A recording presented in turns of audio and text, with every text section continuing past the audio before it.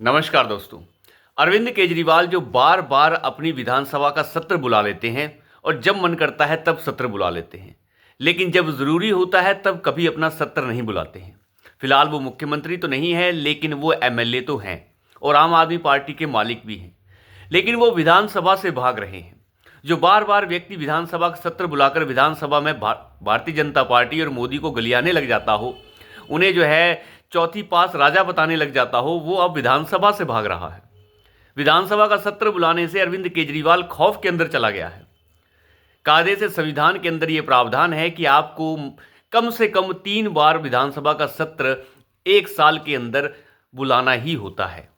लेकिन पिछले 5 सालों में अरविंद केजरीवाल ने केवल 5 विधानसभा के सत्र बुलाए हैं। देख लीजिए किस तरीके से संविधान को तार तार कर रहा है ये व्यक्ति। हालांकि आप सत्र और भी बुला सकते हैं, 3 से ज़्यादा भी अगर आप चाहें तो, लेकिन अरविंद केजरीवाल ने ऐसा अभी तक नहीं किया है। और एक सबसे बड़ी बात, क्यों भाग रहा है अरविंद केजरीवाल विधानसभा से?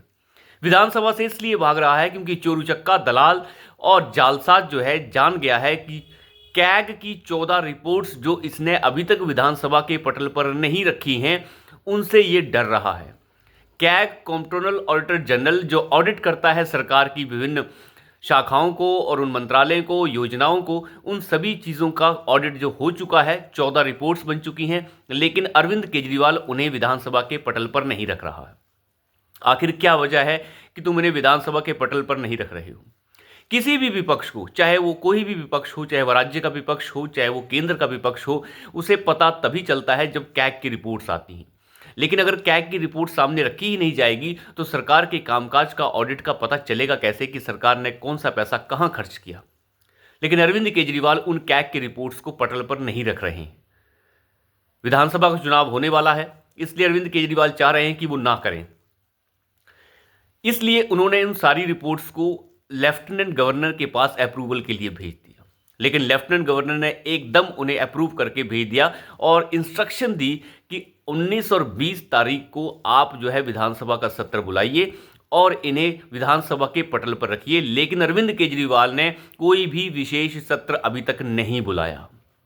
आखिर ऐसी क्या वजह है अरविंद केजरीवाल की कि वो विधानसभा का सत्र नहीं बुलाना चाहते, कैग की रिपोर्ट्स को विधानसभा के पटल पर नहीं रखना चाहते?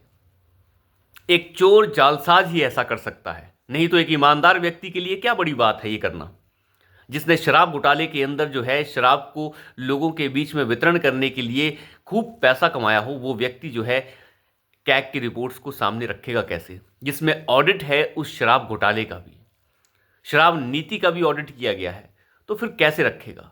सुबह से शाम स्वास्थ्य की सेवाएं हमने बेहतर कर दी हैं, शिक्षा हमने बेहतर कर दी है, क्या बेहतर कर दिया है वो कैग की रिपोर्ट्स बताएंगी। लेकिन उन कैग की रिपोर्ट्स को ये सामने नहीं रखना चाहता। वो एक सार्वजनिक संपत्ति है, लोगों को जानने का हक होता है कि किस तरीके से हमारी सरकार काम कर रही है, लेकिन केजरीवाल उसे रखने को तैयार नहीं। एक नई योजना भी अरविंद केजरीवाल लेकर आया है कि महिलाओं को जो है 1,000 रुपये महीना और 2,000 रुपये और 2,100 महीना कर दिया जाएगा और फलाना कर दिया जाएगा। केजरीवाल का ही सरकार का वित्त विभाग ये कह चुका है कि हमारे पास पैसा नहीं है कि हम इस तरीके से पैसा दे सकें। हमारा विभाग जो है इतना कमज़ोर है इस वक्त कि हम इस हालात में ही नहीं है कि इस तरीके से महिलाओं को पैसा दे सकें। अरविंद केजरीवाल को लग रहा है कि जिस तरीके से मध्य प्रदेश के अंदर महिलाओं की योजनाओं ने फ़ायदा किया, झारखंड के अंदर किया, और साथ ही साथ लाडली बहना योजनाओं के साथ साथ जैसे महाराष्ट्र के अंदर भी महिलाओं को जो योजनाएं मिल रही थी उससे फ़ायदा हुआ, तो मैं भी ऐसा ही तिगड़म यहाँ चला लेता हूँ। बिल्कुल चलाना चाहिए, लेकिन इसलिए वो तब चलता है जब तुम्हारे पास पैसा हो। तुम कंगाल हो चुके हो, तुमने सारा पैसा जो है पार्टी को विस्तार करने में बहा दिया है। सरकारों का पैसा भी तुम एडवर्टाइजमेंट के अंदर बहा चुके हो। महाराष्ट्र की सरकार हो चाहे मध्य प्रदेश की हो, ये कोई कंगली सरकारें नहीं है जिन्हें रोज सुप्रीम कोर्ट और हाई कोर्ट ठोक के बोलता हो कि तुम कंगले हो, कंगाल हो तुम, तुम्हारे पास पैसा नहीं है। लेकिन तुम्हें बोलता है, तुम्हें रोज हाई कोर्ट और सुप्रीम कोर्ट से फटकारें पड़ती हैं, तुम्हारी एडवर्टाइजमेंट के ऊपर बैन है। रैपिड रेल के पैसे तुम नहीं दे पा रहे थे, लेकिन एडवर्टाइजमेंट में 1100 करोड़ रुपए तुम दे चुके थे। आप यहीं से अंदाज़ा लगा सकते हैं कि अरविंद केजरीवाल की सरकार किस तरीके से चल रही हो। आयुष्मान भारत योजना जो प्रधानमंत्री की तरफ से एक योजना है जिसमें 5 लाख तक का बीमा एक फैमिली को मिलता है, स्वास्थ्य बीमा, लेकिन उस स्वास्थ्य बीमा योजना को आज तक दिल्ली सरकार यानी अरविंद केजरीवाल चोरूचक्के ने कभी लागू नहीं किया। कहता है हमारे पास इससे बेहतर योजना है।